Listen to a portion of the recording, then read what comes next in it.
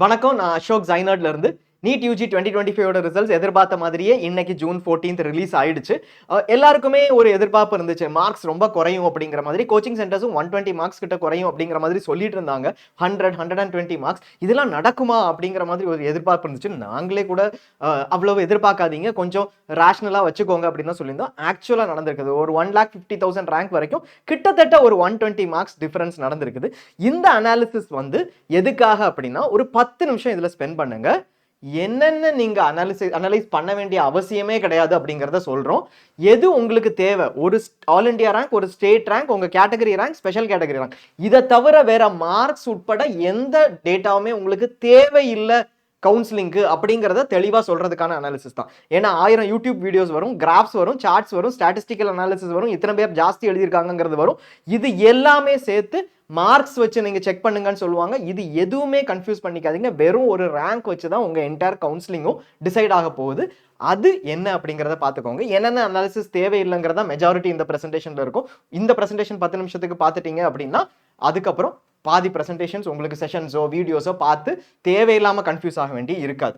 First, number of people participated. Number of people participated 23,33,297 பேர் போன வருஷம். இந்த வருஷம் 22,09,318 பேர். இது எங்க இம்பாக்ட் ஆகும்னா, ஒரே ஒரு இடத்துல தான் 50% கட் ஆஃப்க்கு மேல நான் வர்றேனா வரலையாங்கிறது. இதுல பாதி 11,50,000 இருந்துச்சுன்னா இதுல பாதி 11 லட்சம் தான் இருந்திருக்கும்.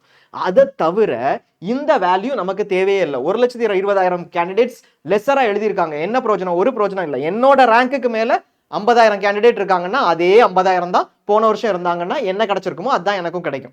ஸோ இந்த வேல்யூ கம்மியாக எழுதியிருக்காங்க, கூடுதலாக எடுத்திருக்காங்க அப்படிங்கிறது பெரிய ரெஃபரன்ஸே இல்லை. இந்த வருஷம் யூஆர் கேண்டிடேட்ஸ் மட்டும் நம்ம டோட்டலில் பார்த்தோம்னா ஆல் இண்டியாவில் ஒரு ரிசர்வேஷன் கொடுத்துருப்பாங்க.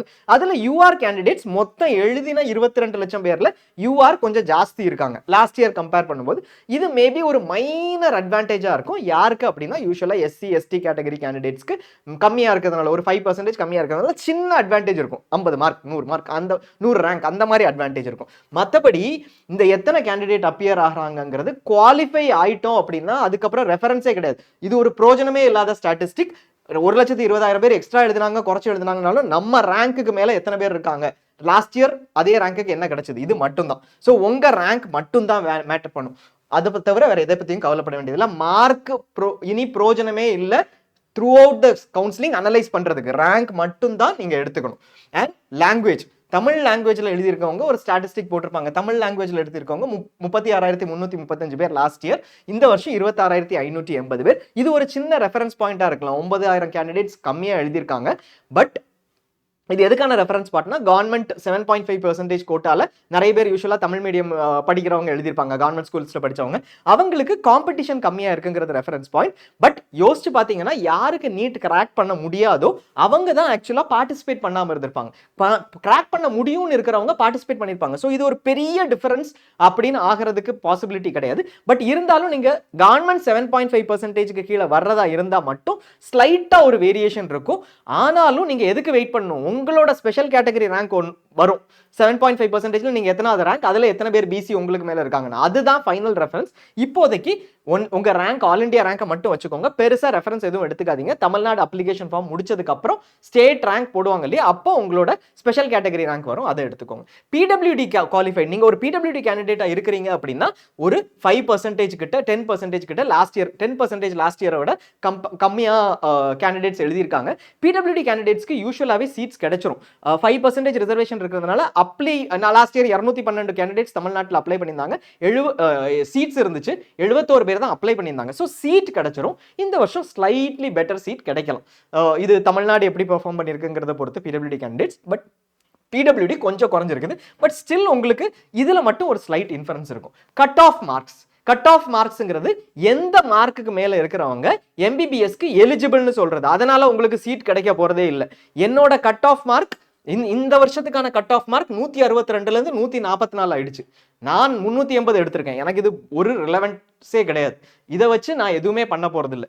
இது யாருக்கு ரிலவென்ட் அப்படின்னா, கட் ஆஃப் மார்க்ஸ்ங்கிற நம்பர் யாருக்கு ரிலவென்ட்னா, நான் கட் ஆஃப் மார்க்கை தாண்டிட்டேன், நான் வந்து பிடபிள்யூடி candidate, UR candidate, OBC SC ST இல்ல பிடபிள்யூடி ஓபிசி எஸ்சி எஸ்டி, நான் கட் ஆஃப் மார்க்கை தாண்டிட்டேன்னா அப்ராட்ல போய் எம்பிபிஎஸ் படிக்க போறேன், இது வரைக்கும் 2 வருஷம் ட்ரை பண்ணிருக்கேன், இந்த வருஷம் கட் ஆஃப் மார்க்கை தாண்டிட்டேன், அப்ராட் போய் எம்பிபிஎஸ் படிக்க போறேன், 113 தான் கட் ஆஃப் அப்படின்னா அப்போ ரிலவெண்ட். ஏன்னா கண்டிப்பா நீங்க குவாலிஃபை ஆயிருக்கணும், 113க்கு மேல வாங்கியிருந்தாதான் நீங்க பிடபிள்யூடி கேண்டிடேட்டா இருந்தாலோ ஓபிசி எஸ்சி எஸ்டி கேண்டிடேட்டா இருந்தாலோ எலிஜிபிளா இருப்பீங்க. அதே மாதிரி யூஆருக்கு 144க்கு மேல வாங்கியிருந்தாதான் அப்ராட் எம்பிபிஎஸ்க்கு எலிஜிபிளா இருப்பீங்க. ரெண்டாவது யாருக்குன்னா, நான் வேற கோர்சஸ் படிக்க போறேன், பிஏ எம்எஸ் பிடிஎஸ் அந்த மாதிரி படிக்க போறவங்களுக்கு இந்த கட் ஆஃப் மார்க் ரிலவெண்டா இருக்கலாம். பிடிஎஸ் வந்து கடைசி ரேங்க் வரைக்கும் கிடைக்கும், எனக்கு இந்த மார்க் வரைக்கும் கிடைக்கும் அப்படிங்கிறதுக்கு. எனி எம்பிபிஎஸ் சீட் நான் வந்து 50 lakhs 1 crore என்ஆர்ஐ சீட்டை எடுக்கிறதுக்கு ரெடியா இருக்கேன், ஒரு வருஷத்துக்கு 1 crore கொடுக்கறதுக்கு. எனக்கு இவ்வளவு நாளா கிளியர் பண்ண முடியல, அவங்களுக்கு மட்டும்தான் இந்த கட் ஆஃப் மார்க்ஸ் ரிலவெண்ட். நீங்க ஒரு கவர்மெண்ட் கோட்டா, பிரைவேட் கோட்டா, டீம்ல நார்மலா நல்லா இருக்கிற நல்ல சீட்ஸ் இந்த மாதிரி எடுக்கிறீங்க அப்படின்னா உங்களுக்கு இந்த கட் ஆஃப் மார்க்கே ரிலவெண்ட் இல்லை. இதுக்கு மேல இருக்கக்கூடியதுல என்னோட ரேங்க்குக்கு என்ன கிடைக்கும், ஸோ என்னோட ரேங்க் மட்டும்தான் மேட்டர், அதுதான் ரிலவெண்ட். அதை தவிர வேற எதையும் பார்க்க வேண்டிய அவசியம் இல்லை. இந்த கட் ஆஃப் மார்க் உங்களுக்கு ரிலவெண்ட் கிடையாது, குவாலிஃபை ஆயிட்டீங்க. பட் சீட் எந்த சீட் வேணும்னு பாக்குறீங்கன்னா கட் ஆஃப் மார்க்கை பார்த்து ஒரு பிரோஜனம் இல்லை. லாஸ்ட் இயர் இப்படி இருந்துச்சு, இந்த வருஷம் இது இருந்துச்சுன்னு யார் அனலைஸ் பண்ணாலும் அது உங்களுக்கு பிரோஜனமே இல்லாத ஒன்று. 2024 எத்தனை பேர் குவாலிஃபைட், 2025 எத்தனை பேர் குவாலிஃபைட், நல்ல ஸ்டாட்டிஸ்டிக் இந்த மாதிரி எல்லாம் போடலாம், அழகா இருக்கும் பாக்குறதுக்கு, நம்பர்ஸ் எல்லாம் போட்டு கலர்ஸ் எல்லாம் போடலாம். உத்தரப்பிரதேஷ்ல லாஸ்ட் இயரை விட கம்மியான பேர் தான் எழுதியிருக்காங்க, பட் 5000 பேர் அடிஷனலா குவாலிஃபை பண்ணியிருக்காங்க. பட் மகாராஷ்டிரா இந்த இன்ஸ்டியூட் இதெல்லாம் ஸ்டேட்ஸ் எல்லாம் பாத்தீங்கன்னா 17,000 18,000 17,000 பேர்கிட்ட. நம்ம தமிழ்நாடு எடுத்து பாத்தீங்க அப்படின்னா தமிழ்நாட்டுல 13,000 பேர் கம்மியா குவாலிஃபை ஆயிருக்காங்க. கம்மியா குவாலிஃபை ஆயிருக்காங்கன்னா கம்மியா எழுதியிருக்காங்கன்னு அர்த்தம். கம்மியா எழுதுனதுனால கம்மியா குவாலிஃபை ஆயிருக்காங்க, 1 லட்சம் பேர் கம்மியா எழுதியிருக்காங்கல்ல, அதுல இன்னும் தமிழ்நாடோட பெர்ஃபார்மன்ஸ் ஒரு சின்ன டிஃபரன்ஸ் இருக்கு. ஒரு 58% லாஸ்ட் இயர் குவாலிஃபை ஆயிருந்தாங்க, இந்த வருஷம் எழுதுனதுல 56% குவாலிஃபை ஆயிருக்காங்க.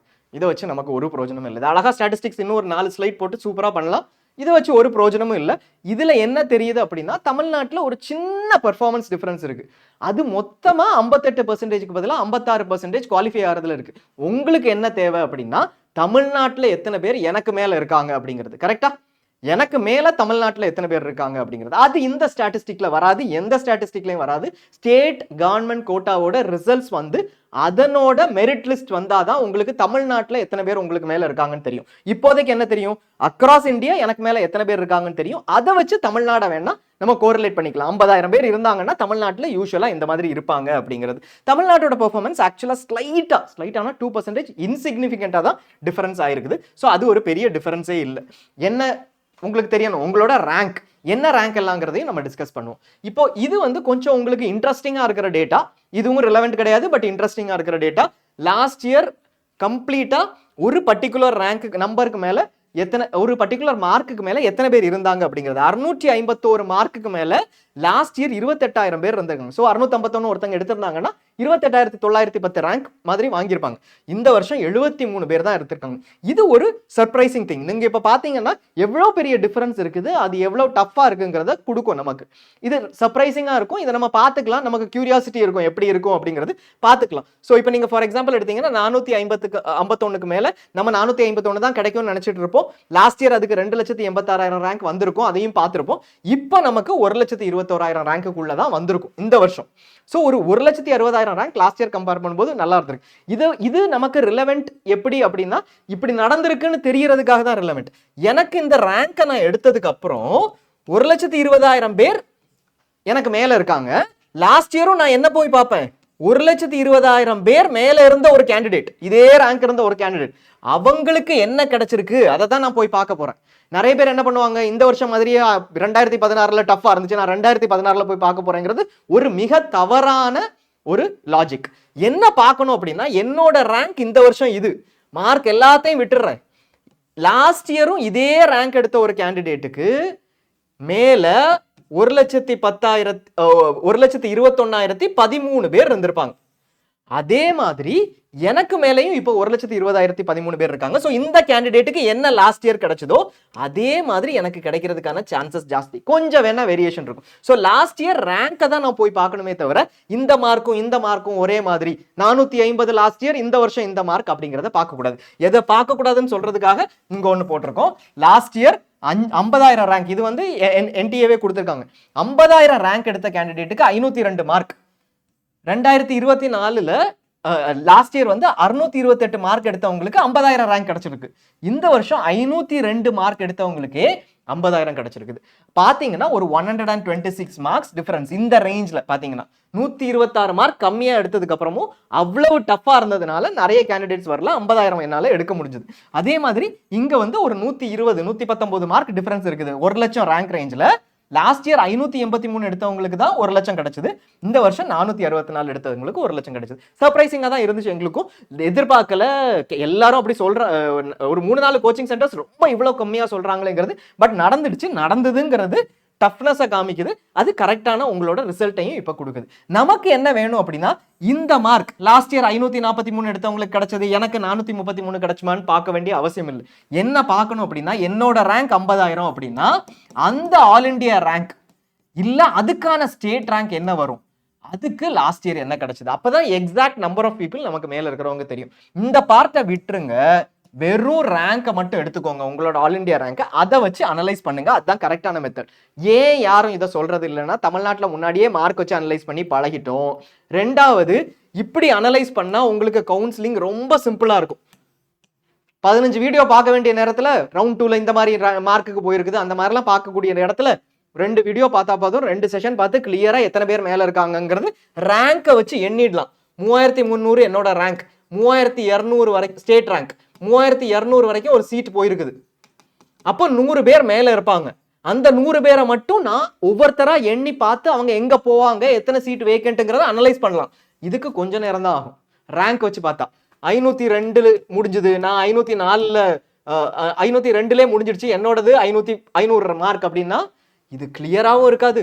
எப்படி இருந்தாலும் எத்தனை பேர் இது ரெண்டுக்கும் இடையில இருப்பாங்கிறது தெரியாது. இந்த கன்ஃபியூஷன் வந்துட்டே இருக்கும். வந்துட்டு இருந்தா தான் யூடியூப்ல வீடியோ வியூஸ் கிடைக்கும். வியூஸ் கிடைச்சாதான் அதுக்கப்புறம் அவங்களுக்கு நல்லது நடக்கும். ஸோ அதனால ரேங்க்ஸ் மட்டும் பாருங்க, மார்க்ஸ் போடுற சேனல்ஸை அவாய்ட் பண்ணுங்க. Rank matters.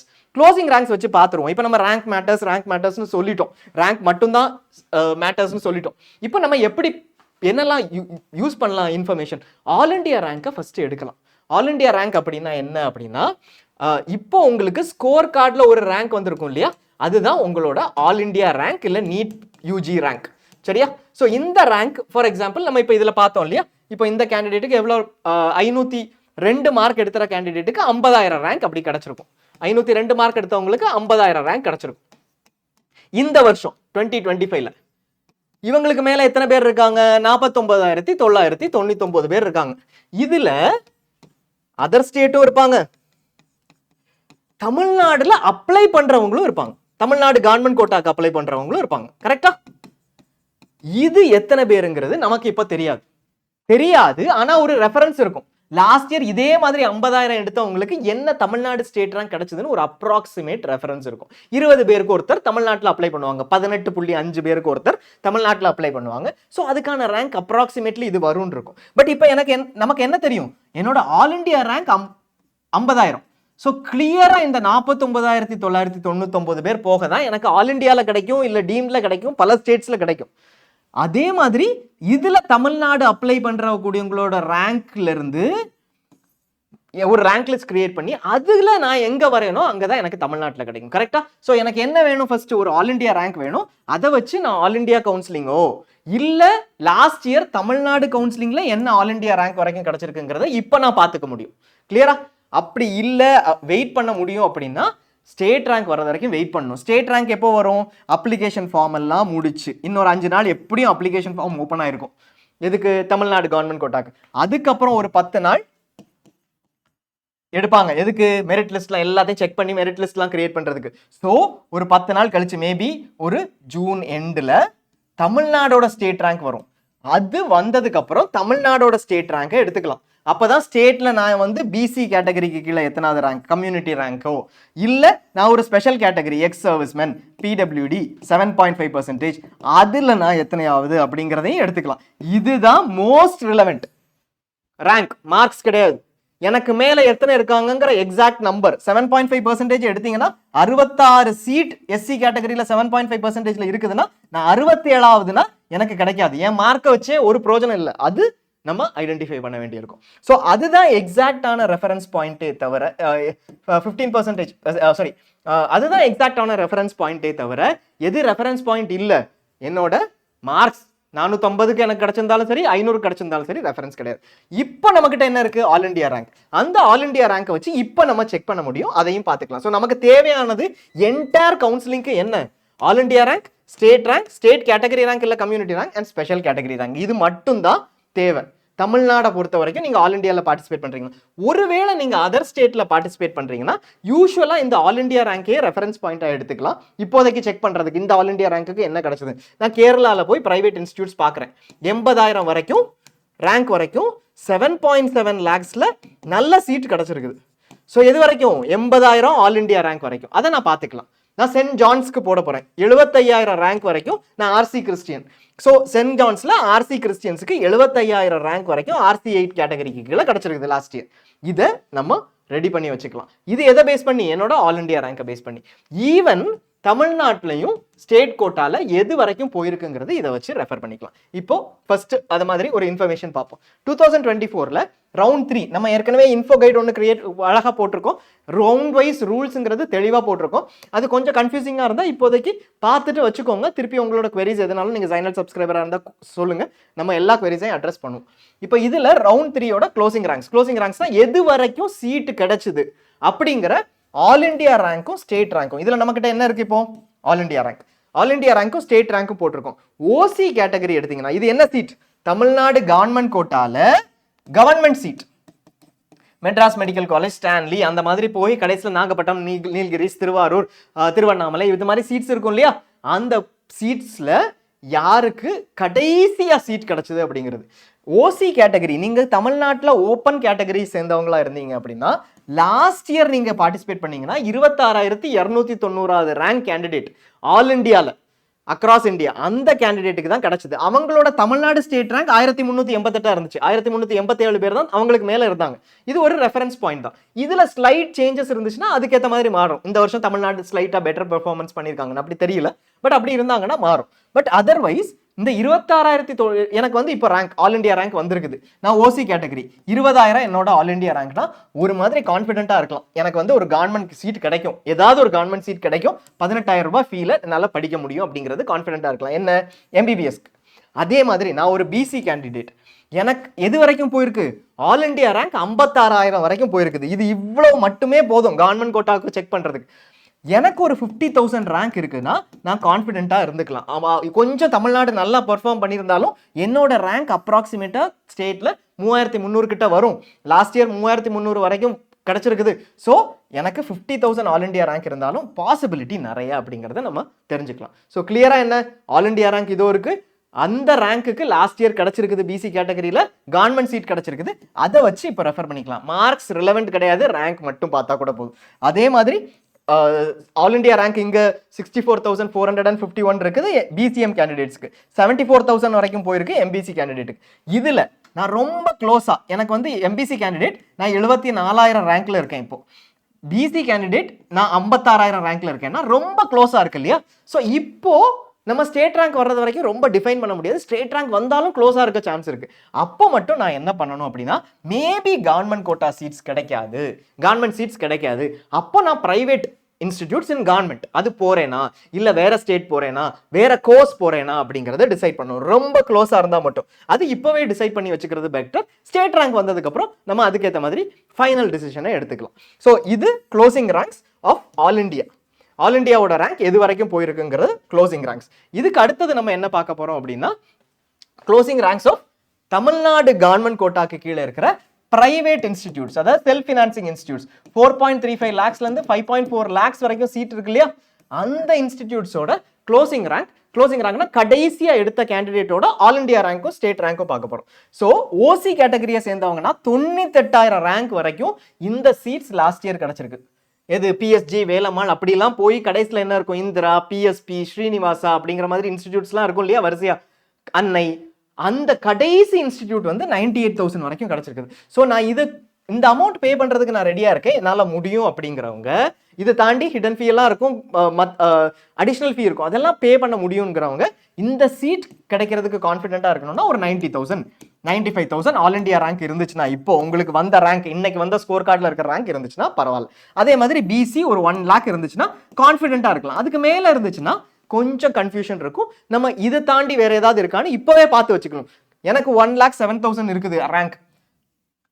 லாஸ்ட் இயரும் எக்ஸாக்டா 1,07,000 முடிஞ்சிடுச்சு அப்படின்னு சொல்லிட்டு அமைதியா இருந்துடக்கூடாது. இது பார்டர் ரேங்க். எது பார்டர் ரேங்க்? ஒரு 10,000 ரேங்க்குள்ள இருக்கிறவங்க கொஞ்சம் வேற ஆப்ஷன்ஸும் பார்த்து வச்சுக்கலாம். ஏதர் பிடிஎஸ் மாதிரி ஆப்ஷன்ஸ். யூஸ்வலா என்ன பண்ணுவீங்கன்னா, இதை தவிர வேற ஸ்டேட்ல எங்கேயாவது கிடைக்குமா, இல்ல கேரளா கர்நாடகால நம்ம தமிழ்நாடு கேண்டிடேட்ஸ்க்கும் கேரளா கர்நாடகால ஆப்ஷன்ஸ் இருக்கு, அது கிடைக்குமா, இல்ல இதுல ஹையர் இன்கேஸ் இது கிடைக்கல அப்படின்னா 13.5 to 16 lakhs மேனேஜ்மெண்ட் கோட்டாக்கு நான் போகணுமா, இல்ல அடுத்த வருஷம் ரிப்பீட் பண்ணுமா, அந்த விஷயங்களை இப்பவே யோசிச்சு வச்சுக்கிறது பெட்டர். யூஸ்வலா அதுக்கப்புறம் கவுன்சிலிங் அட்டன் பண்ணிட்டே இருக்கணும். 1,07,000 வரைக்கும் வருமா வராதாங்கிறது ஃபர்ஸ்ட் ரவுண்ட்லேயே கிட்டத்தட்ட நமக்கு ஒரு ஐடியா கிடைச்சோம். இதுதான் க்ளோசிங் ரேங்க்ஸ். எதுக்கு? 4.35 lakhs to 5.4 lakhs இருக்கிற செல்ஃப் ஃபினான்சிங் இன்ஸ்டிடியூட்ஸ் கவர்மெண்ட் கோட்டால, இதுக்கு நீங்க கவர்மெண்ட் கோட்டால அப்ளை பண்ணிருக்கணும், அதுக்கான ரேங்க். நீங்க இப்போ இதே மாதிரி மேனேஜ்மெண்ட் கோட்டா எடுத்தீங்கன்னா, மேனேஜ்மெண்ட் கோட்டால ரிசர்வேஷன் கிடையாது. மேனேஜ்மெண்ட் கோட்டால ஒரு 1.8 lakhs to 2 lakhs rank range இருந்தீங்க அப்படின்னா, தமிழ்நாடோட மேனேஜ்மெண்ட் கோட்டால பிரைவேட் இன்ஸ்டிடியூட்ஸ் இருக்கு இல்லையா, ஸ்டேட் பிரைவேட் இன்ஸ்டிடியூட்ஸ், அவங்களோட 13.5 to 16 lakhs சீட்ஸ் கிடைக்கிறதுக்கான வாய்ப்பு இருக்கு. இது ஆல் இண்டியா ரேங்க் என்ன இருக்கணும்? இந்த ரேங்க் ரேஞ்சில் இருந்தீங்கன்னா போதும். மார்க்ஸ் எல்லாம் வேணாம், இந்த ரேங்க் ரேஞ்சில் இருந்தீங்கன்னா கிடைக்கிறதுக்கு வாய்ப்பு இருக்கு.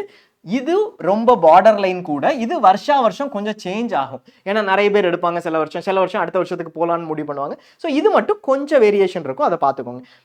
இதுக்கான இன்ஃபர்மேஷன் உங்களுக்கு எங்கே கிடைக்கும்னா ஜைனர்ட்லேயே இருக்கும். ஜைனர்ட்ல போனீங்கன்னா ஒவ்வொரு இன்ஸ்டிடியூட்டுக்கும் என்ன ஃபீஸ் ஸ்ட்ரக்சர், இன்ஸ்டிடியூட் பற்றின இன்ஃபர்மேஷன், இமீடியட்டா எந்த ரேங்க்ல போயிருக்குது, பிளஸ் ரவுண்ட் 1, ரவுண்ட் 2, ரவுண்ட் 3 நடந்துட்டு இருக்கும்போது எந்த ரேங்க்ல போயிருக்குங்கிற கம்ப்ளீட் இன்ஃபர்மேஷன் இருக்கும். உங்களுக்கு ஏதாவது கன்ஃபியூஷன்ஸ் இருந்தால் கால் சப்போர்ட் வழியாகவும் நம்ம அட்ரஸ் பண்ணலாம். இப்போ இது வந்து பிசி கேட்டகரிக்கு மட்டும் ஒரு ரெஃபரன்ஸ் மாதிரி எடுத்திருக்கோம். லாஸ்ட் இயர் எங்க க்ளோஸ் ஆச்சு அப்படிங்கிறது உங்க கையில இப்ப என்ன இருக்கு? இந்த ரேங்க் மட்டும் தான் இருக்கு இப்போதைக்கு. ஸ்டேட் ரேங்க் வர்றது வரைக்கும், ஸ்டேட் ரேங்க் ஜூன் எண்ட்ல வரும்னு சொன்னோம் இல்லையா, அப்ராக்சிமேட்லி வர்றது வரைக்கும் இந்த ரேங்கை ரெஃபரன்ஸா எடுத்துக்கோங்க. மார்க் எடுக்காதீங்க, இந்த ரேங்கை ரெஃபரன்ஸா எடுத்துக்கோங்க. Last year Madras medical college இந்த ரேங்க்ல கிடைச்சது. சிஎம்சி மேபி மாறலாம், ஏன்னா சிஎம்சி பத்தி நம்ம அவேர்னஸ் வீடியோ போட்டிருக்கோம், நிறைய பேர் அதை பார்த்துருப்பீங்க. ஸோ சிஎம்சி ஒருவேளை இன்னும் கம்மியாகலாம். ஸ்டான்லி, கீழ்பாக், மதுரை, இது எல்லாமே இந்த ரேங்க்ஸ்ல தான் க்ளோஸ் ஆயிருக்கு. ஸோ நான் இப்போ ஒரு எக்ஸாம்பிளுக்கு நான் எடுத்துக்கிறேன், 30,000 ரேங்க் நான் எடுத்திருக்கேன் ஆல் இண்டியாவில். அப்போ நான் இங்க வந்து பார்க்கும்போது என்ன பார்ப்பேன் அப்படின்னா, இந்த 30,000 ரேங்க்குக்கு தமிழ்நாடுல என்ன ரேங்க் இருந்துச்சுன்னு எனக்கு ரெஃபரன்ஸ் வந்து இங்க கிளியராகவே இருக்கு. ஒரு 1600, 1700, மேபி அது கொஞ்சம் மாறலாம். பட் 30,000 ரேங்க்குக்கு லாஸ்ட் இயர் என்னெல்லாம் கிடைச்சிருக்குங்கிறது இந்த என்டையர் லிஸ்ட். ஸோ இதுல ஈவன் இந்த கொஞ்சம் இன்ஸ்டிடியூட்ஸ் க்ளோஸா இருக்கிறது மிஸ் ஆனாலும் நமக்கு அதுக்கு அப்புறம் இருக்கிறதெல்லாம் கிடைக்கும். ஸோ நம்ம என்ன பார்க்கணும்? இந்த 25,000 கிட்ட க்ளோஸ் ஆனது கிடைக்கிறதுக்கு சான்சஸ் கம்மி. இதுக்கு கீழே இருக்கிற இன்ஸ்டிடியூட்ஸை போய் பார்க்கறதோ, போய் ரெஃபர் பண்றதோ, ஃபீட்பேக் எடுக்கிறதோ எடுத்துட்டு நமக்கு என்ன ஆர்டர் தேவையோ அதை ரெடி பண்ணி வச்சுக்கணும். ஸோ கிளியரா எனக்கு இந்த சீட்ஸ் கிடைக்கிறது கம்மி, இன்னும் எனக்கு ஒருவேளை நல்ல சீட்ஸ் கிடைக்கும் அப்படின்னா இதை விட்டுட்டு ஒரு 10,000 ரேங்க் ரேஞ்ச்லயாவது இவ்வளவு இன்ஸ்டிடியூட்ஸ் எனக்கு கிடைக்கிறதுக்கான சான்சஸ் இருக்கும். இதுல அட்லீஸ்ட் ஒரு 24,000, 25,000 இருந்து ஆரம்பிச்சு ஒரு 40,000 வரைக்கும் இருக்கிற இன்ஸ்டிடியூட்ஸ், ஒரு ரேஞ்சில் ஒரு 10 இன்ஸ்டிடியூட்டாவது எடுத்து ஒவ்வொரு இன்ஸ்டிடியூட்டையும் எவாலுவேட் பண்ணி சாய்ஸ் ஆர்டர் இப்படி தான் இருக்கணும்னு அவசியம் இல்லை. எனக்கு இஎஸ்ஐ சென்னை பெட்டர், ஏன்னா நான் சென்னையில் இருக்கேன், சென்னையில் படிக்க வைக்கணும்னு நினைக்கிறேன் அப்படின்னா அதை கரெக்டான சாய்ஸ் ஆர்டரில் போடுறதுக்கு ரெடியாக இருக்கும். முதல்ல இருக்கிறதெல்லாம் நீங்கள் போடலாம், உங்கள் இஷ்டம் தான், ஃபர்ஸ்டே ஃபில் பண்ணலாம். அது கிடைக்கலன்னா நமக்கு கிடைக்கிற இடத்துல ஒரு 10 காலேஜ் இருக்கும் இல்லையா, ஃபர்ஸ்ட் இருக்கக்கூடியதை ஃபில் பண்ணிடுவீங்க, கிடைக்காதுன்னு தெரிஞ்சும் ஃபில் பண்ணிடுவீங்க. 11ஆவதா இங்க இருந்து ஆரம்பிப்பீங்கன்னு வச்சுக்கோ, அதை கரெக்டா ஃபில் பண்ணணும். ஃபர்ஸ்ட் இருக்கிறது கிடைக்கலனாலும் நமக்கு இந்த சீட்டா சிஸ்டம் ஆட்டோமேட்டிக்கா நமக்கு அலாட் பண்ணும். இதுல தான் நம்மளோட கம்ப்ளீட் கான்சென்ட்ரேஷன் இருக்கும். எது கிடைக்குமோ அதுதான் நம்ம இப்ப பண்ண வேண்டிய வேலை. அடுத்த கவுன்சிலிங் வர்றது வரைக்கும் எது கிடைக்கும் அப்படிங்கிறத பண்ணணும். நம்ம இதுக்கு ஒரு சனி செஷன் ரன் பண்ணுவோம், மண்டே நம்ம ஒரு செஷன் ரன் பண்ணுவோம். ஜைனர்டை வச்சு எப்படி இந்த கம்ப்ளீட் அலாட்மெண்ட்ஸ் எல்லாத்தையுமே பார்க்கறது, அலாட்மெண்ட்ஸ் பார்த்து அதுல இருந்து ஆர்டர் ஆஃப் ப்ரிஃபரன்ஸ் எப்படி எடுக்கிறது, அதுக்கான ஃபேக்டர்ஸ் எல்லாத்தையுமே பார்ப்போம். இதே இது நம்ம இப்போ என்ன பார்க்க போறோம்னா, கவர்மெண்ட் கோட்டாக்கு கீழே 4.35 lakhsல இருந்து 5.4 lakhs வரைக்கும் இருக்கிற சீட்ஸ். அகெயின் எதை வச்சு பார்க்கணும்? ரேங்க் வச்சு. இப்போதைக்கு ஆல் இண்டியா ரேங்க் தான் இருக்குது, மார்க் இல்ல, ரேங்க் வச்சு மட்டுமே பார்த்தா போதும், எந்த கன்ஃபியூஷனும் இல்லாம. இதுல உங்களுக்கு என்ன தெரியுது? இந்த ஆல் இண்டியா ரேங்க் வரைக்கும் போயிருக்குது அப்படிங்கிறது. இங்க ஒரு மார்க்கை போட்டுட்டு லாஸ்ட் இயரோட மார்க்கை போட்டுட்டு இதுக்கு ரெண்டுக்கும் ரெஃபரன்ஸ்னு போட்டுட்டு கன்ஃபியூஸே பண்ணிக்காதீங்க. ஸோ ரேங்க் டைரக்டா இருக்குது, அந்த ரேங்க் பொறுத்து பாருங்க.